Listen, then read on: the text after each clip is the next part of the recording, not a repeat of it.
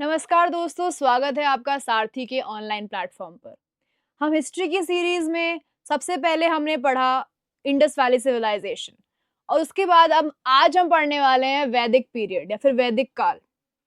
वैदिक काल पढ़ने से पहले एक बार हमें समझना चाहिए कि वेद क्या हैं और उनका अर्थ क्या है। तो वेदों में क्या लिखा है, अक्सर आप सोचते होंगे कि हमने सुना तो है बहुत वेदों के बारे में, पर वेदों में आखिर है क्या, लिखा क्या है उसमें। तो दुनिया का, पूरे विश्व का सबसे पहला फिलोसॉफिकल टेक्स्ट अगर कोई है तो वो है ऋग्वेद। और ऋग्वेद का एक सूक्त है जिसमें अगर आपने वो एक प्रोग्राम आता था वो देखा हो, भारत एक खोज, उसमें वो सूक्त शुरू में आता है जिसमें वो कहते हैं कि धरती पर पहले सत नहीं था, असत भी नहीं, अंतरिक्ष भी नहीं, आकाश भी नहीं था, कहाँ था, छिपा था क्या, किसने ढका था, उस पल तो अगम अतल जल भी कहाँ था, किसने बनाया ये संसार, कहाँ से हुआ सृजन, कौन जानता है। फिर वो आगे बोलते हैं कि शायद वो ईश्वर जो ऊपर बैठ के सब कुछ देखता है, शायद केवल वो जानता है, या शायद वो भी नहीं जानता। तो वो कह रहे हैं कि शायद वो ईश्वर भी नहीं जानता। और ये है ऋग्वेद का नासदीय सूक्त, जो जिसे हम क्रिएशन हिम भी बोलते हैं, जिसमें बताया गया है कि संसार का, ब्रह्मांड का सृजन कैसे हुआ। और इसके अंदर वो ये नहीं कहते कि ईश्वर जो है वो सब कुछ जानते हैं या फिर एक कोई सर्वव्यापी ईश्वर है, सर्वशक्तिशाली ईश्वर है जो सब कुछ जानता है। वो ये कहते हैं कि शायद वो भी नहीं जानता। कितनी खूबसूरत बात है ये। सिर्फ भारत भूमि पर ही आपको ऐसा फिलोसॉफिकल डाउट, ऐसा स्केप्टिसिज्म देखने को मिल सकता है। एक इतिहासकार हुए हैं ए एल बैशम, उन्होंने अपनी किताब the wonder that was India में लिखा था, the Nasadiya Sukta of the Rigveda is the first example of philosophical doubt in the world. और वहीं से दर्शन शुरू हुआ। दर्शन कहाँ से शुरू होता है? प्रश्न से शुरू होता है। और इस प्रश्न से, इस डाउट से शुरू हुआ भारत का दर्शन और शुरू हुआ ऋग्वेद, ऋग्वेद की फिलॉसफी। तो वैदिक काल था क्या? वैदिक काल इतिहास में जब हम पढ़ते हैं तो ये वो काल है जो हड़प्पन सिविलाइजेशन के बाद आया।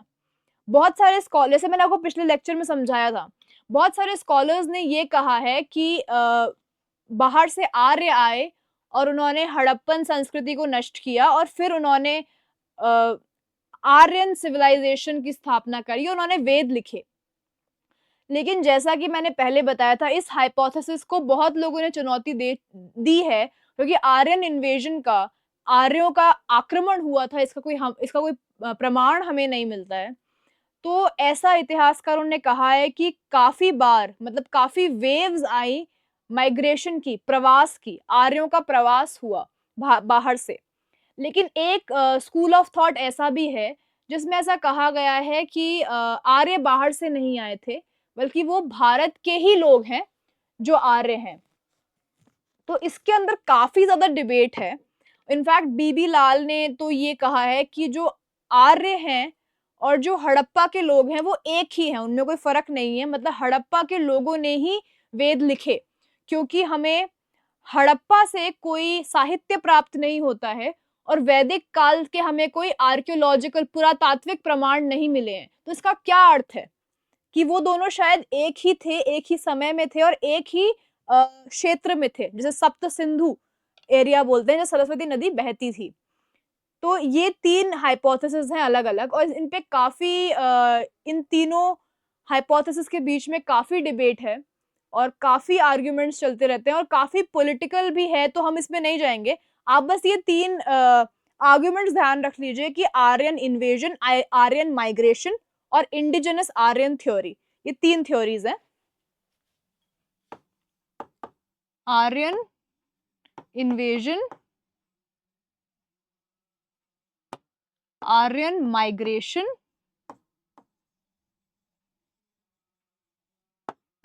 और इंडिजिनस आर्यंस।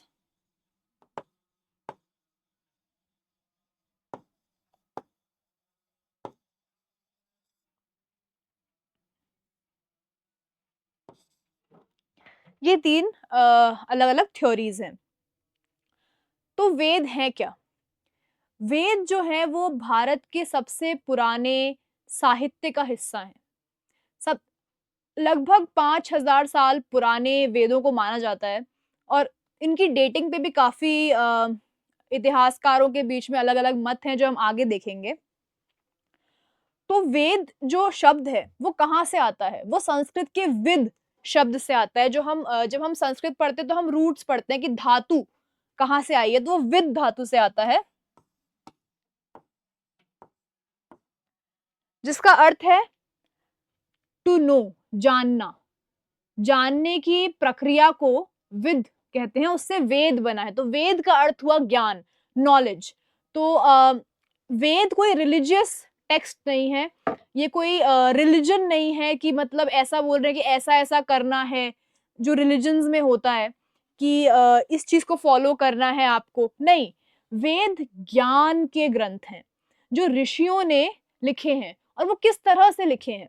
उन्होंने तप किया, तप के बाद उनको जो ज्ञान प्राप्त हुआ, तो संसार में जो ज्ञान ऑलरेडी मौजूद है, पहले से उपस्थित है, उसको सिर्फ उन्होंने समझा, उन्होंने अब्ज़ॉर्ब किया। किस तरह से? योग से, तप से, और उस ज्ञान को उन्होंने, उस रियलाइज़ेशन को उन्होंने वेदों में लिखा। तो हम इस पूरे टॉपिक को 2 पार्ट्स में समझेंगे। पहले पार्ट में हम वैदिक फिलॉसफी समझेंगे और फिर आगे हम पढ़ेंगे कि वैदिक काल में अर्थव्यवस्था कैसी थी, राजनीति कैसी थी और समाज कैसा था। तो सबसे पहले हम वैदिक फिलॉसफी की बात करते हैं। तो जब हम वेदों की बात करते हैं, तो उसके अंदर 4 वेद हैं। आपको पता ही होगा कि 4 वेद कौन से हैं।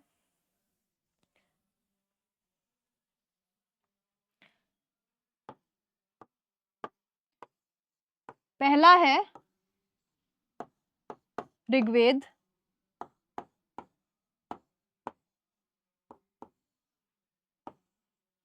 सामवेद,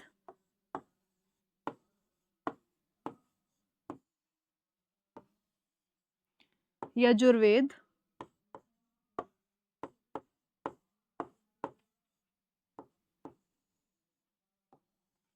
अथर्ववेद।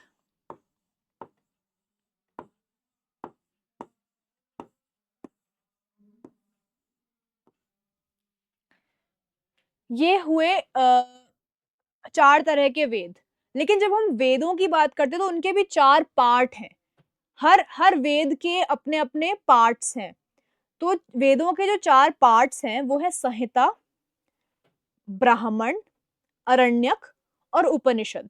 तो जैसे अगर हम ऋग्वेद की बात करें तो ऋग्वेद की एक संहिता होगी और उससे जुड़े हुए उपनिषद होंगे, अरण्यक होंगे और ब्राह्मण होंगे। तो इसके बारे में हम समझते हैं कि संहिता जो मेन वेद है, जिसमें मेन वैदिक सूत्र हैं, जो मैंने आपको नासदीय सूक्त समझाया, सुनाया, वो संहिता में आ जाएगा। फिर आ जाएगा ब्राह्मण,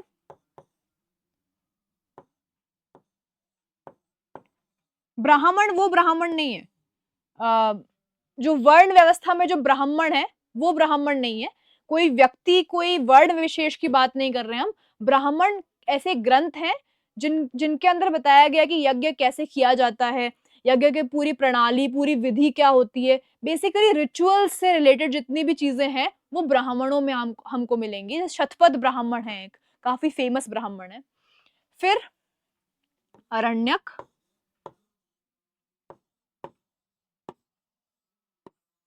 अरण्यक या फॉरेस्ट बुक्स। अरण्य मतलब फॉरेस्ट होता है, जंगल होता है। तो जो जो मुनि, जो ऋषि जंगल में जाके काफ़ी वर्षों तक तप करते थे, गहरी तपस्या करते थे और उसके बाद जो उनको सत्य पता चलते थे, जिन सत्यों की अनुभूति होती थी, वो उन्होंने अरण्यक में लिखे हैं। और फिर आते हैं उपनिषद।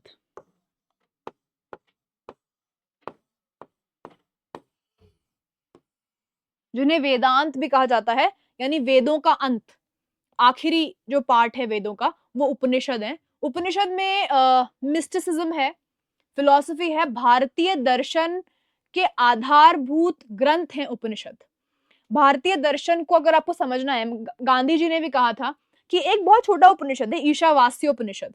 तो गांधी जी ने कहा था कि अगर भारत के जितने भी ग्रंथ हैं, जितना भी दर्शन है, वो सारा कहीं ना कहीं किसी दिन गायब हो जाए, कुछ ऐसी आपदा आए, सब कुछ गायब हो जाए, लेकिन एक अगर ईशावास्योपनिषद बचा रहे, जो बहुत छोटा उपनिषद है, 18 शायद 18-19 के आसपास ही मंत्र होंगे उसके अंदर, सिर्फ वो जिंदा रह जाए, तो आप पूरे भारत की फिलॉसफी को आप रिकंस्ट्रक्ट कर सकते हो। इतना इतना गूढ़ रहस्य जो ईशावास्य उपनिषद में है, ऐसा महात्मा गांधी ने कहा था। तो ये 4 मैंने आपको पार्ट बता दिए। अब सबसे पहले हम बात करते हैं संहिता की। संहिता में मेन आपको मंत्र मिलेंगे, ऋग्वेद, सामवेद, अथर्ववेद और यजुर्वेद। तो ऋग्वेद के अंदर क्या है? ऋग्वैदिक पीरियड भी अलग है और लेटर वैदिक पीरियड भी अलग है। तो ऋग्वेद इन चारों वेदों में सबसे पुराना है। उस पीरियड को हम अलग ही रखते हैं। जब ऋग्वेद बना तो उस वक्त समाज भी अलग था, उस वक्त राजनीति भी अलग थी, इसलिए ऋग्वैदिक पीरियड, और बाकी तीनों वेद जब लिखे गए वो बाद के हैं, तो उन्हें लेटर वैदिक पीरियड बोलते हैं। तो इस तरह से है। और ये सारे के सारे जो वेद हैं, इन्हें श्रुति श्रुति टेक्स्ट के नाम से जाना जाता है।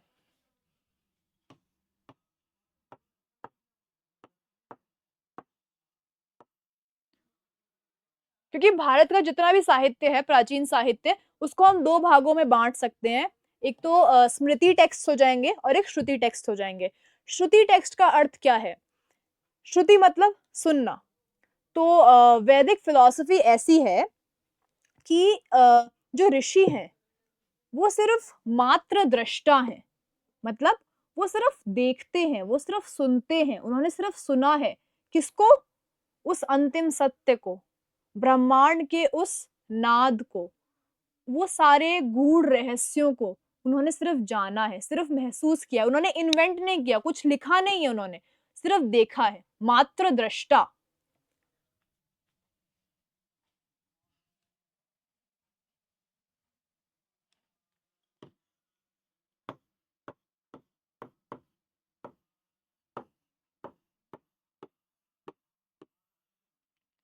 ऋषि मात्र दृष्टा है। और उन्होंने वेदों को इसलिए अपौरुषेय कहा गया है कि वो किसी मनुष्य ने नहीं बनाए हैं, बल्कि वो अल्टीमेट डिवाइन ट्रूथ्स हैं जो हमने रियलाइज करे हैं, जो ऋषियों ने रियलाइज करे हैं। तो इन्हें क्या कहा गया? अपौरुषेय।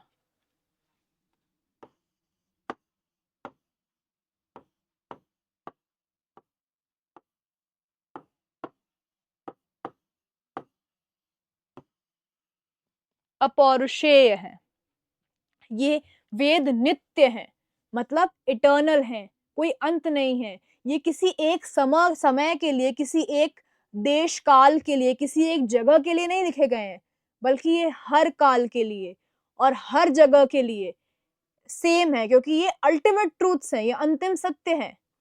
क्योंकि इनमें सारी जो फिलॉसफी है ना, वो सारी ब्रह्मांड की फिलॉसफी है कि ब्रह्मांड का अर्थ क्यों है, हम क्यों हैं, सृजन क्यों हुआ।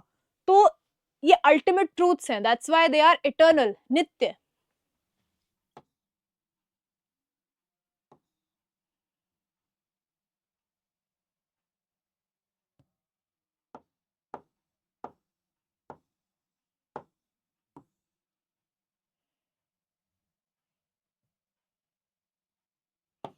नित्य। तो इसलिए जैसे वेस्टर्न फिलॉसफी और इंडियन फिलॉसफी में एक जो बहुत मूलभूत अंतर है, जो ढांचे का अंतर है, वो ये है कि वेस्ट में फिलॉसफी को बोलते हैं कि लव फॉर विजडम, मतलब आप ज्ञान को प्रेम कर रहे हो, ज्ञान की तरफ जाने की कोशिश कर रहे हो, वो फिलॉसफी है। ज्ञान को जानने की इच्छा और कोशिश, वो फिलॉसफी है। लेकिन भारत में फिलॉसफी को कहते हैं दर्शन। दर्शन, जब हम मंदिर में दर्शन करते हैं, मतलब देखना। तो दर्शन क्यों कहते हैं फिलॉसफी को? क्योंकि जो ऋषि हैं वो केवल सत्य को देख रहे हैं। सत्य है, मौजूद है, लेकिन हम सब उसे देख नहीं पाते, क्योंकि हमारे अंदर वो सत्य और माया को अलग करने की शक्ति नहीं है, वो विवेक नहीं है हमारे पास। लेकिन ऋषियों में वो विवेक है, और इसलिए वो सत्य को जब देखते हैं, उन्हें जब वो परसीव करते हैं, यूनिवर्स के मिस्टिसिज्म को, तो उसे कहते हैं दर्शन। तो यही फ़र्क है।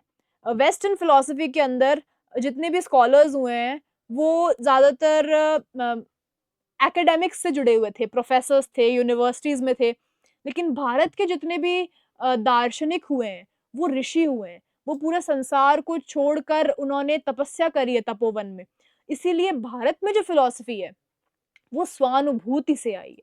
स्वानुभूति, खुद की अनुभूति से आई हुई जो फिलॉसफी है, वही दर्शन है।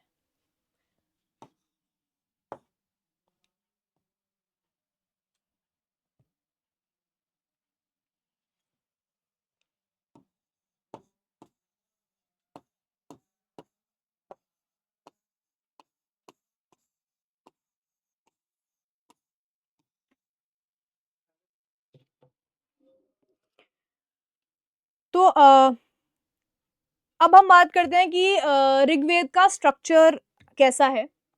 तो ऋग्वेद के अंदर 128 सूक्त हैं और ये 10 मंडल में बटे हुए हैं।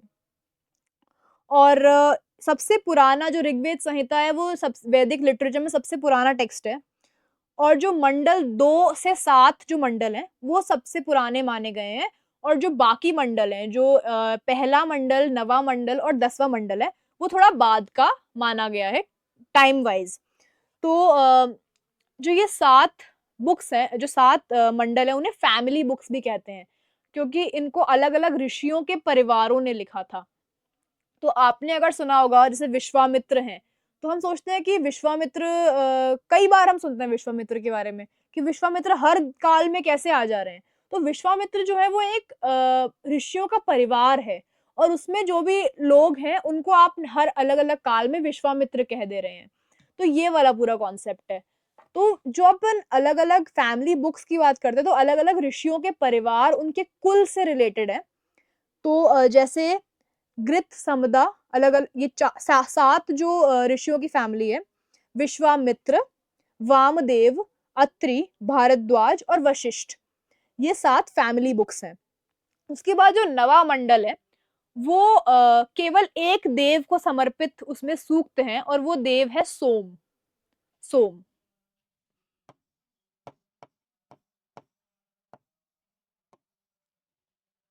अब सोम क्या है? इसके बारे में हम आगे पढ़ेंगे। लेकिन जैसे सोम रस आपने सुना होगा, चाँद को भी सोम कहते हैं, सोमवार भी होता है, तो इसपे काफ़ी अलग-अलग इसके इंटरप्रिटेशंस हैं कि सोम क्या है? तो ये पूरा नवा मंडल सिर्फ़ सोम को ही समर्पित है, सोम के लिए ही लिखा गया है। और जो 10वां मंडल है, वो भी नया मंडल है। उसके अंदर एक बहुत जो बहुत फ़ेमस एक सूक्त है, पुरुष सूक्त, जिसमें वर्ण व्यवस्था को पूरा समझाया गया है और मनुष्य के मनुष्य के शरीर से वर्ण व्यवस्था को कंपेयर किया गया है, जो हम आगे देखेंगे। तो ऋग्वेद, अब मैंने आपको बताया था कि हर वेद से एसोसिएटेड अरण्यक भी हैं, उपनिषद भी हैं और ब्राह्मण भी हैं। तो ऋग्वेद का जो ब्राह्मण है, वो है ऐतरेय ब्राह्मण और ऐतरेय उपनिषद। तो हम एक बना लेते हैं।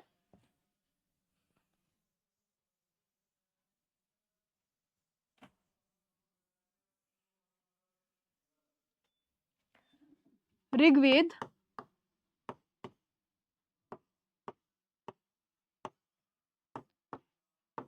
ऐतरेय ब्राह्मण, ब्राह्मण और उपनिषद।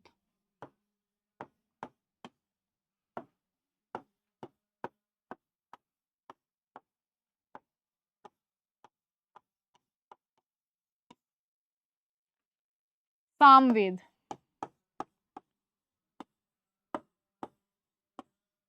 सामवेद में क्या है? सामवेद में ज्यादातर ऋग्वेद के ही मंत्र हैं और उन मंत्रों को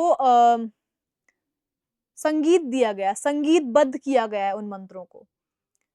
तो इसलिए कहते हैं कि सामवेद दुनिया का पहला म्यूजिकल टेक्स्ट है। म्यूजिक की शुरुआत हमें सामवेद से ही मिलती है। उसके जो दूसरे उसके जो उपनिषद हैं, वो हैं छांदोग्य उपनिषद।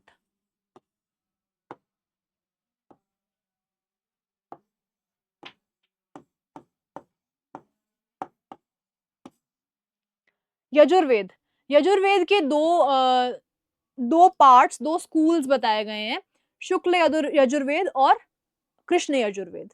और यजुर्वेद में ज्यादातर यज्ञों से संबंधित जो वहाँ जो रीति रिवाज होते हैं, जो मंत्र होते हैं, जो कर्म कांड होते हैं, उनसे संबंधित सारी जानकारी आपको यजुर्वेद में मिलती है। तो यजुर्वेद के जो ब्राह्मण है वो शतपथ ब्राह्मण।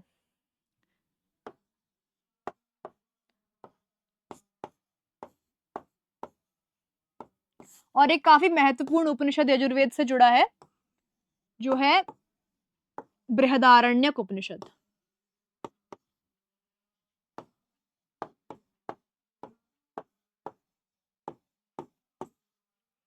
और बृहदारण्यक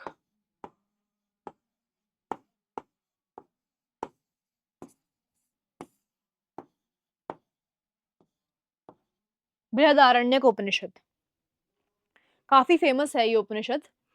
और उसके बाद आखिरी वेद जो है वो है अथर्ववेद।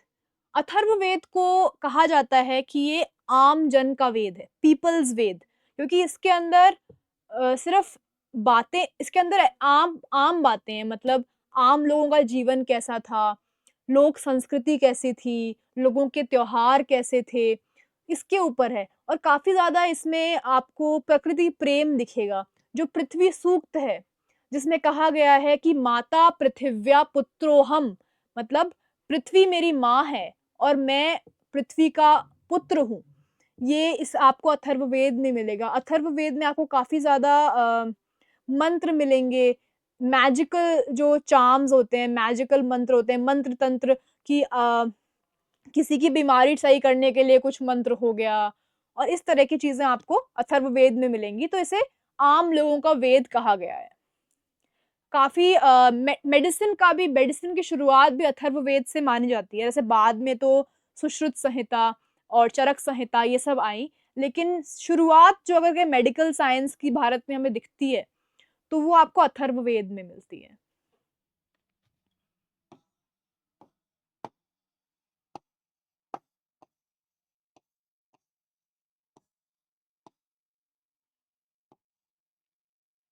और इसके जो ब्राह्मण है वो है गोपथ ब्राह्मण और मुंडक उपनिषद। जो ये मुंडक उपनिषद है, अगर आपने सुना हो कभी, तो ये आजादी के बाद एक बहुत महत्वपूर्ण इसकी भूमिका रही है, क्योंकि मुंडक उपनिषद से ही जो हमारा आदर्श वाक्य है, जो आपको हर जगह देखने को मिल जाएगा भारत के नेशनल एम्बलम के नीचे, सत्यमेव जयते, वो मुंडक उपनिषद से ही आया है। मदन मोहन मालवीय ने ये प्रस्ताव रखा था और इसे स्वीकार कर लिया गया था।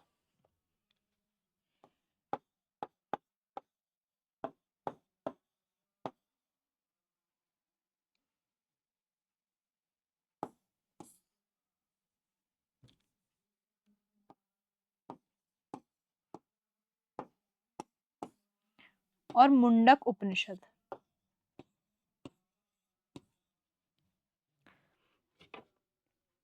अब हम ये समझते हैं कि ऋग्वेद में, जब ऋग्वेद और दूसरे वेदों की बात करते हैं तो ऋग्वेद के अंदर जो आइडियाज हैं, जो उनकी फिलॉसफी है, वो थोड़ा सा बाद के वेदों से अलग है। तो वो अलग कैसे हैं, हम ये समझते हैं। तो ऋग्वेद के अंदर अलग अलग देवताओं की बात करी गई है। उस समय का जो समाज था वो ऐसा था कि प्रकृति से सामंजस्य बिठाकर जीवन जीने की सीख जो है वो ऋग्वेद में हमें मिलती है। बहुत सिंपल जीवन था कि आप बस प्राकृतिक जितने भी तत्व हैं उनके साथ एक एक बैलेंस बना के रहो। बैलेंस बनाना, संतुलन बनाना जीवन में प्रकृति के और इंसानी जीवन के बीच में, वो ऋग्वेद का सबसे बड़ा, हम कह सकते हैं कि सबसे उसका जो कोर है वो यही है। तो ऋग्वेद के अंदर जो अलग अलग देवता हैं, हम उनकी बात कर लेते हैं। सबसे पहले तो देव शब्द जो है वो दिव दिव धातु से आता है, जिसका मतलब होता है ऐसा कोई जिसके अंदर बहुत तेज हो। तो देवता कौन है जिसमें बहुत तेज है? अब पहले हमें समझना पड़ेगा कि देवता और ईश्वर में जो काफी अंतर है।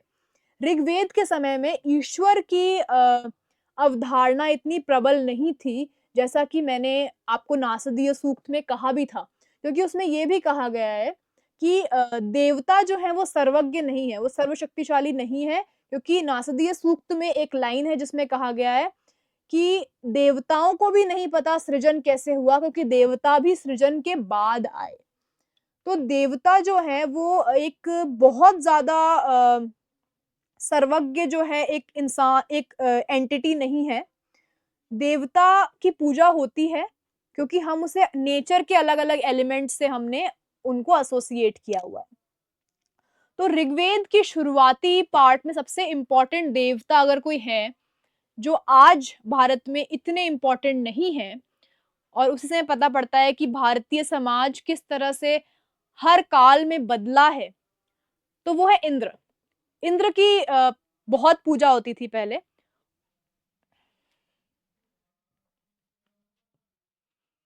और इंद्र जो है वो वर्षा के भी देवता हैं, और इंद्र जो है वो युद्ध के भी देवता हैं। उन्हें पुरंदर कहा गया है, जैसा कि मैंने आपको बताया था कि क्योंकि उन्हें पुरंदर कहा गया है, तो कई सारे अंग्रेजी इतिहासकारों ने ये कहा कि ये जो पुरंदर मतलब जो किलों किलों का विनाश करता है। तो क्योंकि उन्होंने किलों का विनाश किया, तो ये जो किले थे ये हड़प्पा के लोगों के किले थे, तो आर्यन इन्वेजन का एक प्रूफ उन्होंने इस पुरंदर शब्द से दिया कि इंद्र आर्य हैं और जो किले हैं वो हड़प्पा के लोगों के हैं। तो उन्हें कहा गया है कि पुरंदर कहा गया है, गॉड ऑफ वॉर हैं वो। और वृत्त करके एक दानव था, उसका उसको उन्होंने मारा। तो इस तरह से कई सारी चीजें जो हैं वो इंद्र से एसोसिएटेड हैं। लेकिन इंद्र सबसे पावरफुल है या नहीं है, उस पे भी काफी डाउट्स जो हैं वो ऋग्वेद के अंदर ही उठाए गए हैं कि इंद्र सबसे पावरफुल हैं या नहीं है। क्योंकि ऋग्वेद के अंदर हमको देखना पड़ेगा, जो समाज था उसमें बहुत सारे अलग-अलग ट्राइब्स थे, अलग-अलग कम्युनिटीज़ थी, जो अलग-अलग देवताओं को सबसे ऊँचा स्थान देने की कोशिश कर रहे थे। तो ऋग्वेद, जैसा मैंने आपको कहा कि ऋग्वेद किसी एक इंसान ने नहीं लिखा है, अलग-अलग ऋषियों ने लिखा है। तो काफ़ी विभिन्न मत हैं उसके अंदर। ऋग्वेद के अंदर ही इतने कॉन्ट्रडिक्शंस हैं, क्योंकि वही खूबसूरती है भारतीय सभ्यता की। संजीव सान्याल ने अपनी किताब में लिखा है कि किस तरह से विश्वामित्र और वशिष्ठ, आपने सुना होगा इनके बीच एक काफ़ी ज़्यादा एक तरह से काफ़ी लंबी एक दुश्मनी, बैर रहा है, इन दोनों ऋषियों के बीच में काफ़ी तनाव रहा है। लेकिन इन दोनों ऋषियों के जो विचार हैं, आपको ऋग्वेद के अंदर मिलते हैं, क्योंकि ऋग्वेद ने सारे विचारों का एक समावेश किया है। उसने उन्होंने ये नहीं, ऋग्वेद में ये नहीं देखा गया कि कौन-सा एक ही विचार हम सबसे ऊपर रखें। नहीं, सबको एक्सेप्ट किया है और सबको आदर दिया है। शायद यही भारतीय संस्कृति का एसेंस है, का अर्थ है। तो उसके बाद जो दूसरे देवता हैं, उनमें सबसे ज़्यादा एक महत्वपूर्ण देवता है सूर्य। सूर्य की पूजा आज भी हम करते हैं, और सूर्य से रिलेटेड भी कई सारे देवता थे, जैसे सावित्र। तो जो आपने गायत्री मंत्र सुना होगा, वो सूर्य को ही समर्पित है।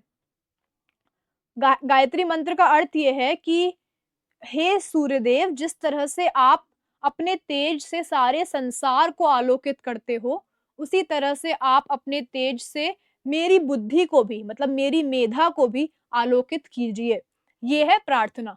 तो 5000 साल पुराना एक मंत्र जो हमको ऋग्वेद में मिलता है, उसे आज भी भारत के ज़्यादातर घरों में बच्चा-बच्चा जानता है, और यही हमारी संस्कृति की, सभ्यता की निरंतरता का एक उदाहरण है। जो गायत्री मंत्र वो सूर्य को समर्पित है।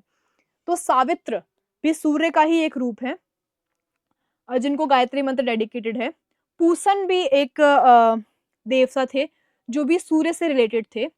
अश्विनी कुमार, अश्विन अश्विन जो 2 देवता है, ट्विन्स हैं ये, and they are the gods of dawn and dusk. सूर्योदय, सूर्यास्त के जो देवता इन्हें माना गया है। और विष्णु को भी शुरुआत में सूर्य से ही कहीं न कहीं रिलेट किया गया है, जो बाद में काफ़ी पॉपुलर देवता और भगवान हुए, जिसे हम पौराणिक हिंदुइज्म और वैदिक हिंदुइज्म में थोड़ा सा फर्क है।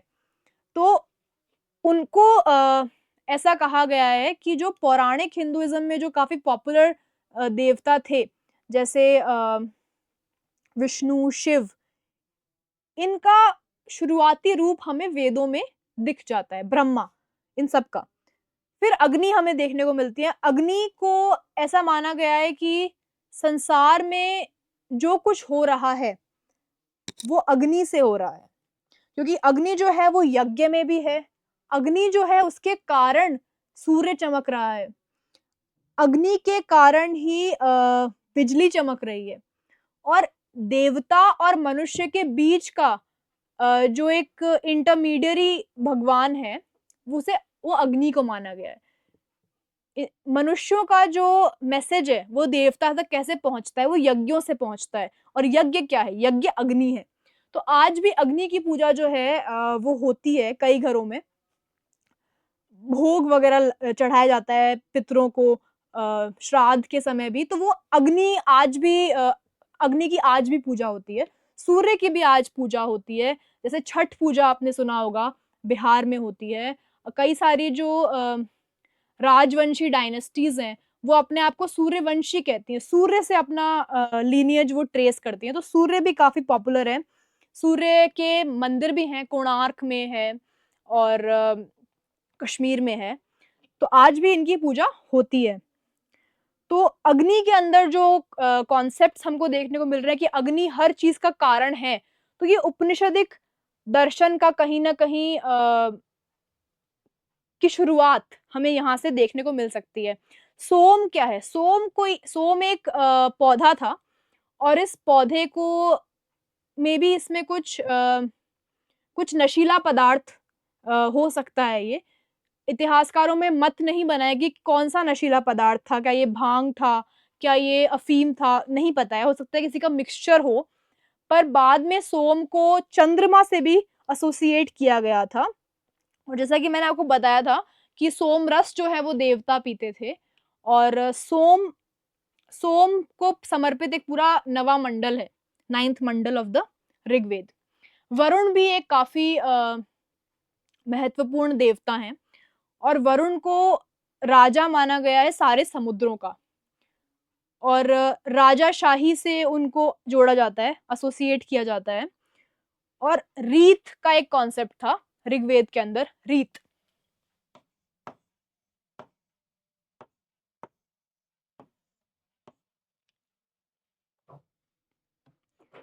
रीत का अर्थ है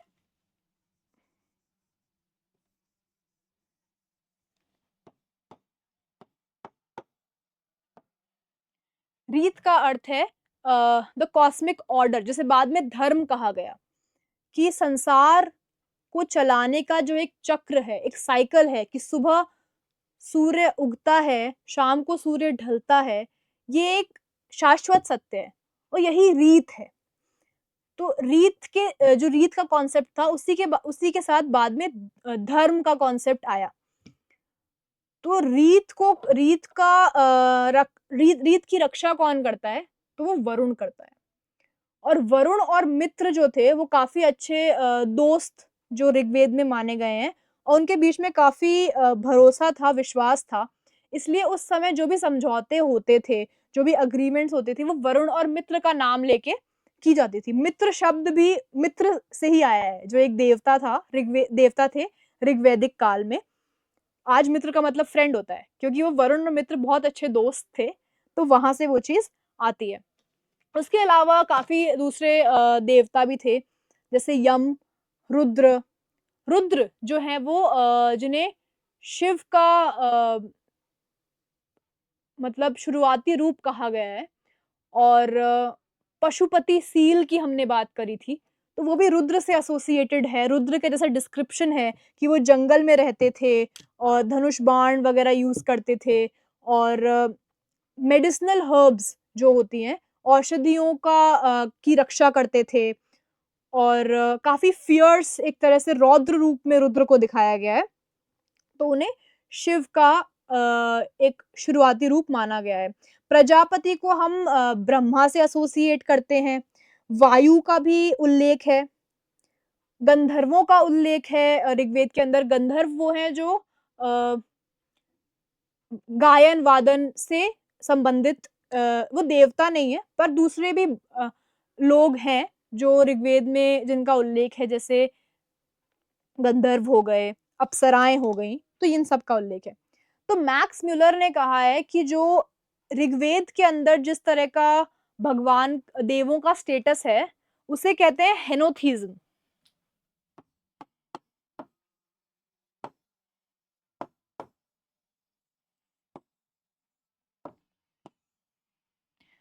हेनोथिज्म का अर्थ है कि हम किसी भी एक देवता को सबसे ऊपर का दर्जा, सर्वश्रेष्ठ होने का दर्जा नहीं दे रहे हैं। जैसे मोनोथीज्म होता है, मतलब आप एक ही भगवान में विश्वास रखते हैं। पॉलीथीज्म का मतलब होता है आप बहुत सारे ईश्वरों में, देवताओं में विश्वास रखते हैं। लेकिन हेनोथीज्म का मतलब होता है कि आप अलग-अलग देवताओं में विश्वास रख रहे हैं, किसी को बहुत ऊंचा दर्जा, किसी को नीचा दर्जा नहीं दे रहे हैं, लेकिन जब आप एक ईश्वर की बात करते हैं, तो वो आपके लिए सुप्रीम या सर्वश्रेष्ठ हो जाता है। ये होता है हेनोथिज्म। जब ऋग्वेद इंद्र की बात करता है, तो वो उसी को सबसे महान, सबसे सर्वश्रेष्ठ ईश्वर मानता है। जब वो सूर्य की बात करता है, तो वो सूर्य को सबसे सर्वश्रेष्ठ मानता है। तो ऐसे हेनोथिज्म मैक्स म्यूलर ने कहा था। लेकिन शायद मैक्स म्यूलर के ये टर्म्स जो हैं, वो भारतीय संस्कृति और भारतीय दर्शन की जो गूढ़ता है, उसे शायद कैप्चर ना कर पाए। क्योंकि उसको कैप्चर करने के लिए हम ऋग्वेद से ही एक वाक्य देखते हैं, जिसमें ऋग्वेद कहता है कि एकम सत्य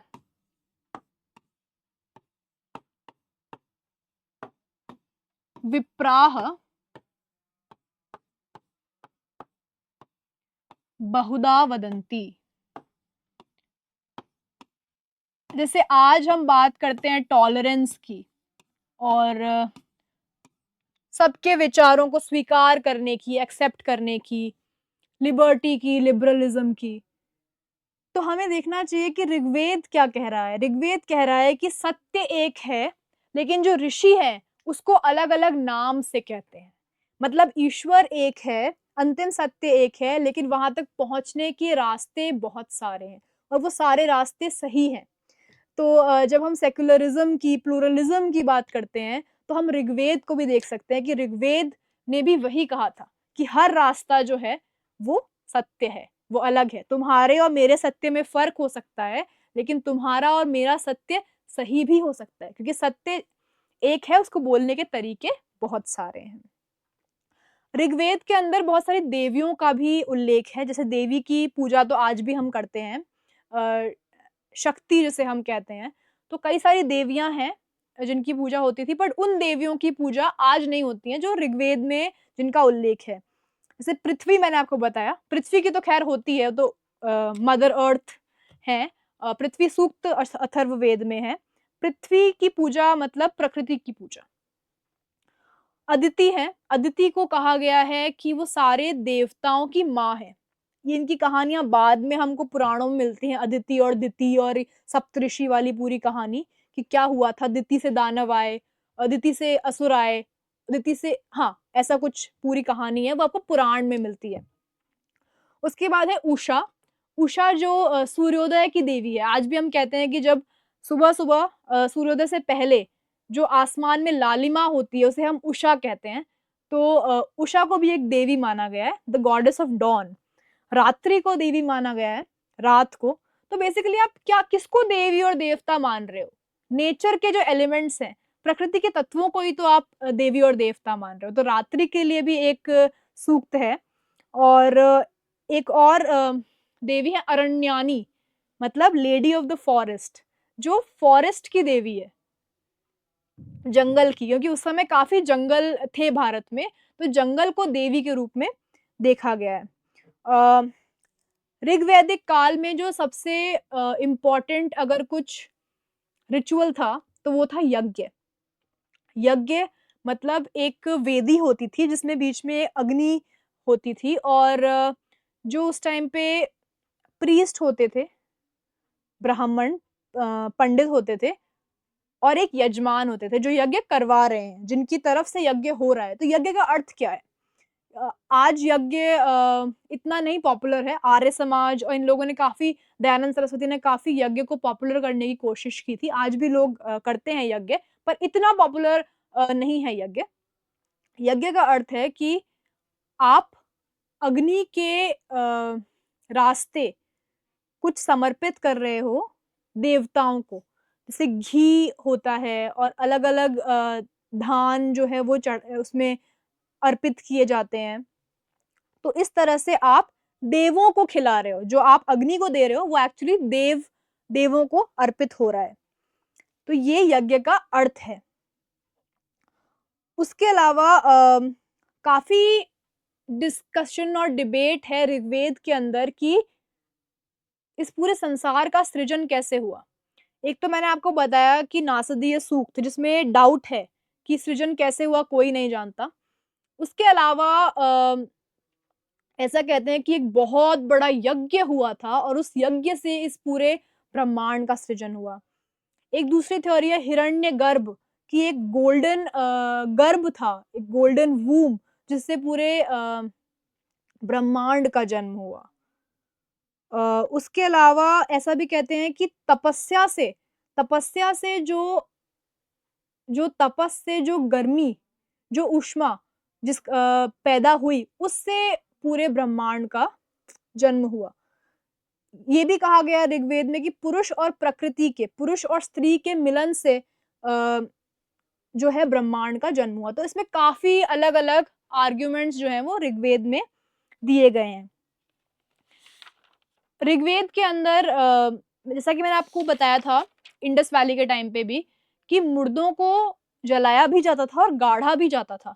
तो इन दोनों का उल्लेख आपको ऋग्वेद में भी मिलता है। ऋग्वेद की एक और बहुत फेमस हिम है गैमस्टर्स लैमेंट।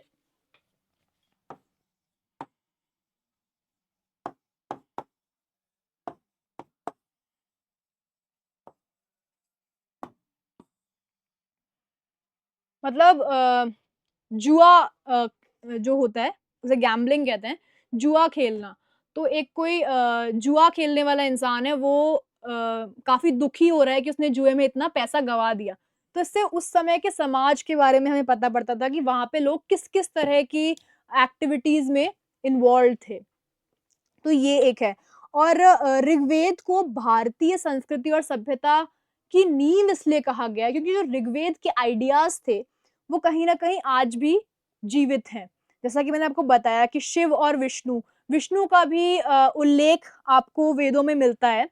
और वो जो पूरी कहानी है कि 3 पग में सृष्टि नापी थी विष्णु ने, वो वाली कहानी हमें ऋग्वेद में भी मिलती है। लेकिन सबसे इंटरेस्टिंग बात ये है कि जो ऋग्वेद के अंदर बहुत मेजर देवता थे, वो आज माइनर देवता हैं। जैसे इंद्र की पूजा बहुत कम होती है आज भारत में। सूर्य की भी पूजा इतनी ज़्यादा नहीं होती है पर इतनी ज़्यादा नहीं होती है। तो जो उस टाइम पे बहुत मेजर देवता थे, देवियाँ तो मतलब अरण्यानी की पूजा तो आज कोई भी नहीं करता है। तो वो माइनर हो गए हैं और जो माइनर रुद्र और शिव और प्रजापति, ये सारे जो हैं बाद में ट्रिनिटी बन जाते हैं, ब्रह्मा, विष्णु और महेश। ये काफ़ी पॉपुलर हो जाते हैं बाद में। तो इससे हमें पता पड़ता है कि भारत ने कितना कितना कुछ भारत ने समय के साथ अपने आप को बदला है। और उस बदलने की वजह से ये नहीं कि हम पूरी तरह से बदल गए हैं। वो जो एसेंस था, वो आज भी जीवित है, लेकिन काफ़ी कुछ चीज़ें समय के साथ बदल गई हैं। इसीलिए शायद भारतीय सभ्यता आज भी जीवित है। इसके उपनिषद और बाकी फ़िलॉसफ़ी और राजनीतिक व्यवस्था के बारे में हम दूसरे पार्ट में पढ़ेंगे। Thank you.